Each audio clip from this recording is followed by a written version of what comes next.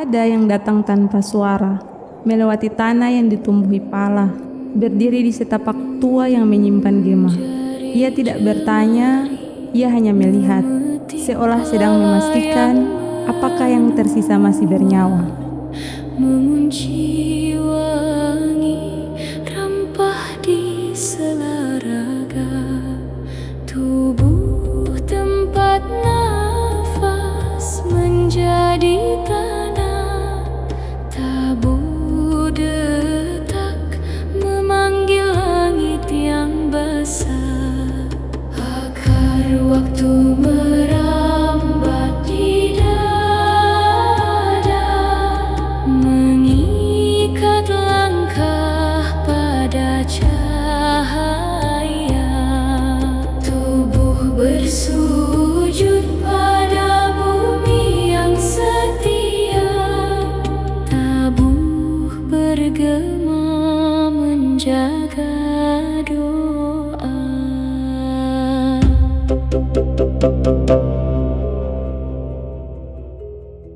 Pala Banda itu sangat dekat sekali dengan masyarakat Banda. Kenapa saya katakan demikian? Karena memang pala itu adalah merupakan salah satu rempah-rempah yang dia tumbuh di Banda, yang juga nanti dia menunjukkan simbol Banda, dan aroma pala itu sangat dekat sekali, erat. Kita tahu bersama bahwa pala itu dia merupakan komoditas orang Banda yang bisa meningkatkan kesejahteraan hidup dalam artian perekonomian masyarakat Banda. Bahwasanya masyarakat Banda juga sudah mulai menjaga, kalau saya bilang pala itu warisan, ya, menjaga warisan ini yang dia tampilkan lewat berbagai macam, sebut saja misalnya di Banda ini sendiri berkembang hingga sekarang. Kalau kita lihat di setiap event itu ada yang namanya tarian petik pala.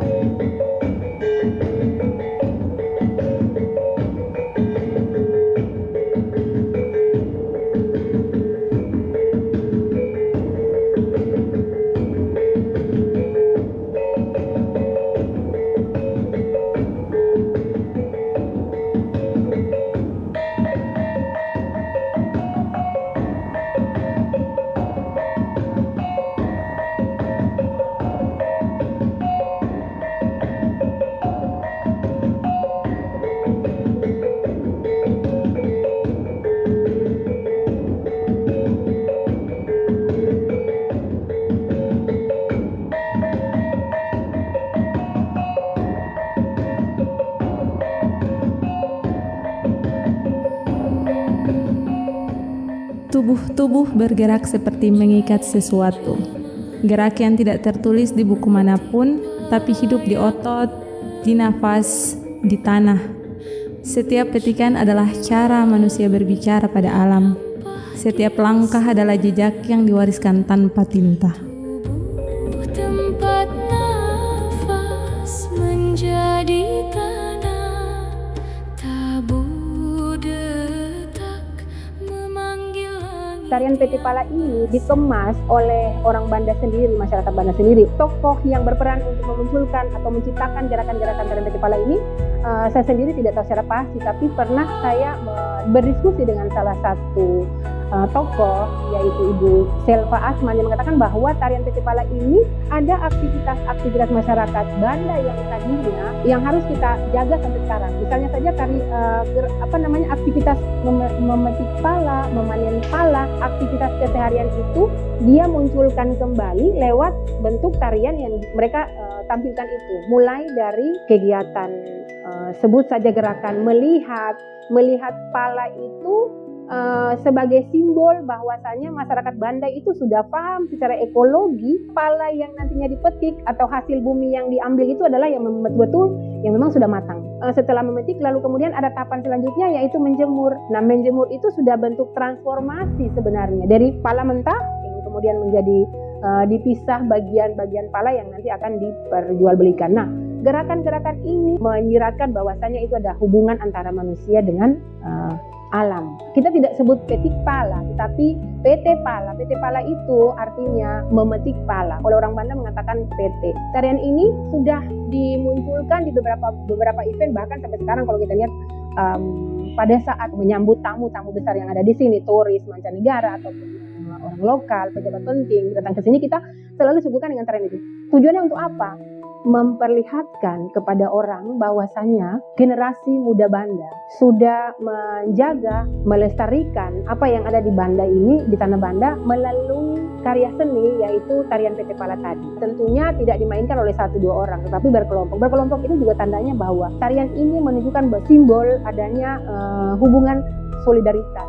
Sampai sekarang kita kenal dengan tarian PT Pala itu sebagai bentuk daripada salah satu budaya yang perlu kita lestarikan, khusus untuk anak Banda zaman sekarang. Sudah saatnya anak muda Banda itu atau generasi muda Banda itu harus percaya diri untuk selalu bisa menampilkan apa yang menjadi identitas mereka. Generasi muda Banda sudah saatnya membuka diri seluas-luasnya untuk bagaimana bisa mempromosikan apa yang mereka punya, tidak perlu malu, karena itu mencerminkan bahwa itulah tadi saya bilang identitas kita. Tarian PT Pala mungkin bisa dieksplor lagi gerakannya, mungkin modifikasi kostum yang digunakan tanpa merubah misalkan gerakan melihat, memetik, menjemur dan sebagainya. Tarian PT Pala, Pala dan Banda itu sangat berikatan atau berhubungan satu sama lain. Melalui satu karya seni, orang bisa membaca, orang bisa menarasikan bahwasanya oh ini ternyata ada tarian ini yang dia menyiratkan ada aktivitas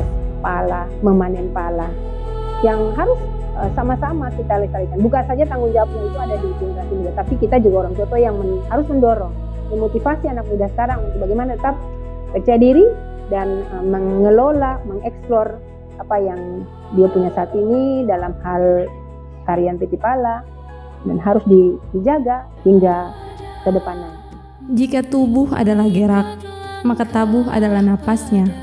Ia berdetak seperti jantung negeri, menggema di antara tembok-tembok tua dan sunyi. Sebelum bunyi lahir, ada diam yang dipanaskan. Lalu satu denting kecil membuka ruang, dan ruang itu bergetar.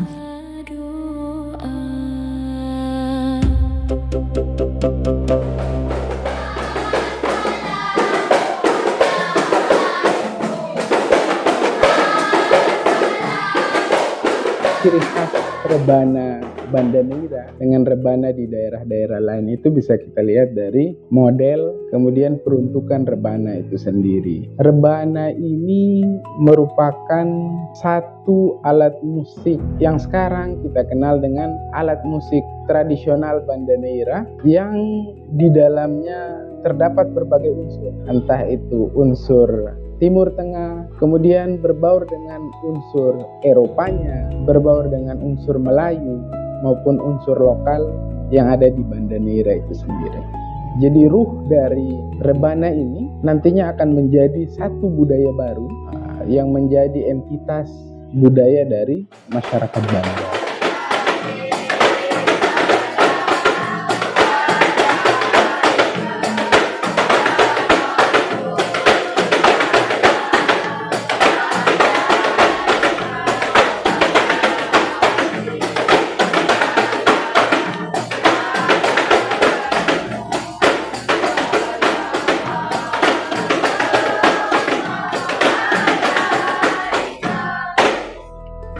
Budaya hadrat di Banda Neira ini masuk seiringan dengan masuknya Islam di Banda Neira. Jadi ketika era kolonial masuk ke Banda di abad 15-16, dalam catatannya Pades Alwi itu dijelaskan bahwa ketika orang Eropa sampai ke Banda, ternyata di Banda itu sudah ratusan tahun. Orang Moro itu ada di Banda. Dalam satu tim hadrat itu terdiri dari beberapa komponen. Yang pertama penabuh rebana. Penabuh rebana itu untuk hadratnya orang Banda itu paling tidak terdiri dari 5 orang. 5 orang itu akan membentuk satu harmonisasi, sinkronisasi dari bunyi musik rebana itu sendiri. Jadi kalau orang Banda bilang ada yang tugasnya jalan, ada yang tugasnya masuk, ada yang tugasnya cincang, ini dialeknya orang Banda, ada yang tugasnya ropol, ada yang jalan 3-1. Kalau 5 komponen ini menyatu, maka harmonisasi bunyi dari rebana itu komplit. Itu satu. Yang kedua, selain penabuh rebana, ada pimpinannya, seorang khalifah. Pimpinan yang nantinya akan melantunkan syairnya. melantunkan doa, salawat atau syair. Nantinya unsur yang paling banyak dalam satu jamaah hadrat ini atau tim hadrat ini akan diikuti oleh yang penari tadi, yang menarikan gerakan, sekaligus dia akan ikut melantunkan doa atau syair atau salawat tadi. Di beberapa waktu belakangan ini, hadrat ini sudah dimasukkan dalam berbagai event budaya yang ada di Banda Neira. Misalnya pada saat menjemput wisatawan asing yang berkunjung ke Banda Neira, hadrat ini seringkali dipakai kemudian dipentaskan oleh anak-anak kita yang ada di Banda Neira. Karena hadratnya orang Maluku, orang Banda itu unik sekali. Penarinya itu kan menggunakan lengso, menggunakan sapu tangan, yang nantinya gerakannya ini ya betul-betul ini penjemputan yang menghormati tamu yang datang seperti itu. Ini harus betul-betul dikenalkan dan ditanamkan mulai dari anak-anak kita. Jadi hadrat ini harus masuk dalam satu muatan lokal di jenjang pendidikan kita, pendidikan berjenjang, entah dari tingkat SD ataupun tingkat SMP, SMA, bahkan di perguruan tinggi. Hadrat ini harus dikenalkan, kemudian ditempatkan dalam satu sistem pendidikan yang memang anak-anak kita akan belajar. Jadi mereka tidak hanya menjadi penikmat hadrat ini seperti ini, tapi mereka menjadi bagian dari orang yang mempelajari hadrat ini seperti apa, teknisnya seperti apa, menampilkannya seperti apa. Dan ini akan menjadi bagian dari diri dia sebagai orang Banda. Hadrat, Rabana, dan Banda itu merupakan 3 kata yang sudah menyatu dan mengakar untuk masyarakat Banda sejak jauh hari. Saat ini hadrat yang diiringi oleh Rebana itu sudah menjadi satu warisan budaya yang ada di Banda Neira. Namun seiring perkembangan zaman, budaya hadrat yang ada di Banda Neira ini sudah mulai terlupakan oleh generasi muda kita. Harus kita pikirkan bahwa warisan budaya dari orang tua-tua kita ini harus tetap lestari. Karena ini merupakan ruh dari kesenian, kebudayaan kita orang Banda. Kalau bukan kita yang menjaga hadrat ini tetap lestari, siapa yang akan kita Ada yang tertinggal, bukan sekedar benda, tapi getar yang belum selesai.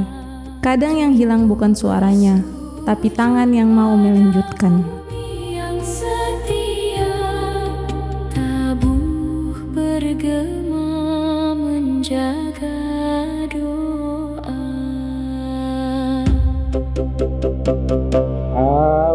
Awal-awal babu salam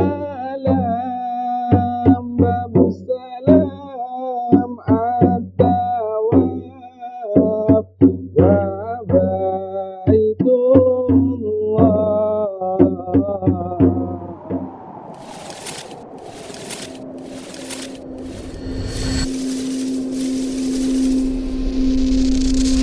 Jari jemari memetik Tubuh bisa lelah, tabuh bisa sunyi.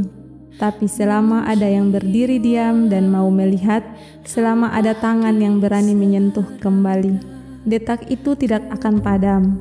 Selama pala masih berbuah dan rebana masih ditabuh, jiwa itu akan tetap tinggal.